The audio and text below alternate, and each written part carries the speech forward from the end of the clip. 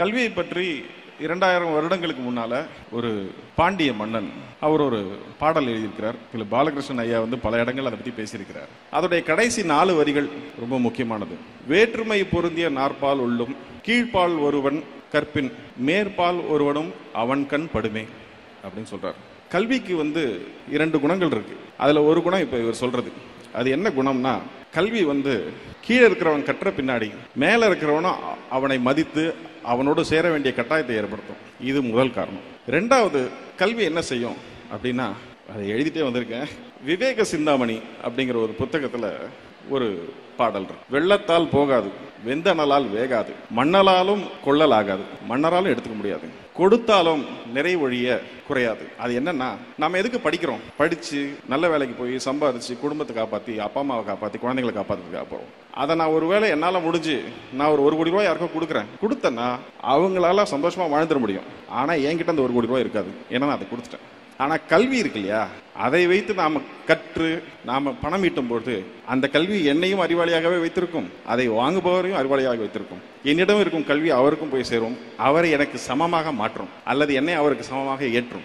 இதனால தான் கல்வியை கற்கக்கூடாதுன்னு பழங்காலத்திலிருந்து இன்னைக்கு வரைக்கும் தடுத்துக்கிட்டே இருக்காங்க. இது ரொம்ப ரொம்ப முக்கியமான பாயிண்ட். கற்றுக்கிட்டு வந்திருந்த நாம ஏன் நடுவில் கல்வியை இழந்தோன்றதை யோசிக்கணும். 2 விதமான கருத்தியல்கள் இருக்கு கல்வியை சார்ந்து. ஒன்று திராவிட கருத்தியல், எல்லாரும் படிக்கணும், எல்லாரும் அறிவாளியா இருக்கணும். இதை இப்ப நான் சொன்னேன் இல்லைங்களா, இந்த பாண்டிய நெடுஞ்செழியன் காலத்திலிருந்து போன செஞ்சுரியில இருந்த பாரதியார் வரைக்கும் அவரு கூட சொல்லியிருக்காரு, அன்ன சத்திரம் 1000 நாட்டலும் ஆலயம் 10000 கட்டலும் அப்படின்னு சொல்லி அதோடைய எண்டில் என்ன சொல்லியிருக்காருன்னா, இன்னும் பல புண்ணியங்களை தாண்டி கோடி மடங்கு பெரிய புண்ணியம் அங்க ஒரு ஏழைக்கு கல்வி அறிவித்தல் சொல்லியிருக்கிறார். அப்படிப்பட்ட ஒரு புண்ணியமான செயல் கல்வி அறிவிக்கிறது. இப்போ ஆரிய கருத்தியல்ல என்ன நடந்திருக்குன்னா, கற்கணும்னு ஆசைப்பட்ட ஒரு பையன் போய் ஒரு ஆசிரியர்கிட்ட கற்கணும்னு கேட்டபொழுது, நீங்க எந்த ஆளுன்னு கேட்டு உனக்கு சொல்லித்தர மாட்டேன்னு அனுப்பிச்சிட்டார். ஆனா அவனே போய் வில்வித்தை கற்றுக்கிட்டு அவர்கிட்ட போய் நின்ன போது அவருடைய கட்டை விரலை அவர் வாங்கிட்டார். அவர்கிட்ட போய் கர்ணன் பின்னாடி கத்துக்கணும்னு நினைச்ச பொழுது கர்ணனையும் நீ என்ன ஆளுன்னு கேட்டு அனுப்பிச்சிட்டார். அவர் கிருபாச்சாரியார்கிட்ட போய் கேட்ட பொழுது அவர் கேட்கும் பொழுது இல்ல நான் மேட்டுக்குடின்னு சொல்லி அவர்கிட்ட தொழில் கத்துக்கிட்டார். ஆனால் அவரும் அப்படிப்பட்டவர் இல்லைன்னு தெரியும் பொழுது அவர்கிட்ட நீ கற்ற கல்வி எல்லாம் உன்னை விட்டு ஒரு நாள் போய்விடும் சொல்லி சாபம் கொடுத்து அதையும் புடிங்கிறார். இப்படி துரோணாச்சாரியார் கிருபாச்சாரியார் ஆரம்பிச்சு ராஜகோபாலாச்சாரியார் வரைக்கும் நாம் படிப்பதை தடுத்து கொண்டே இருக்கிறார்கள்.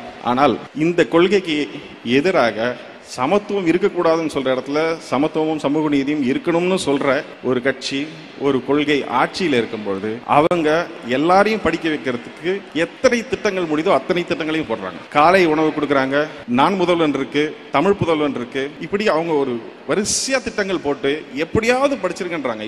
நீங்க கட்டணம் இல்லாம பேருந்து கொடுக்குறாங்க, வேற யாரும் ஆட்சி பண்ணாலும் அவங்க மடிக்கணினி கொடுக்குறாங்க, சைக்கிள் கொடுக்குறாங்க, எப்படியாவது படிச்சு மேல போயிருங்கிறாங்க. இதை தடுப்பதற்கு அவங்க முன்ன கட்டைவரில் கேட்ட மாதிரி கர்ணனுக்கு அம்னீஷியா கொடுத்த மாதிரி இப்போ புதிய கல்விக் கொள்கையை கொண்டாந்து உங்களை தடுக்கிறது தடுக்க பார்க்குறாங்க. இதை இப்படி அவங்க தடுத்து இதை ஏற்க மாட்டோம்னு சொன்னவங்களுக்கு நமக்கு நியாயமா வர வேண்டிய 2150 கோடி பணத்தை தரமாட்டேன்னு சொல்றாங்க.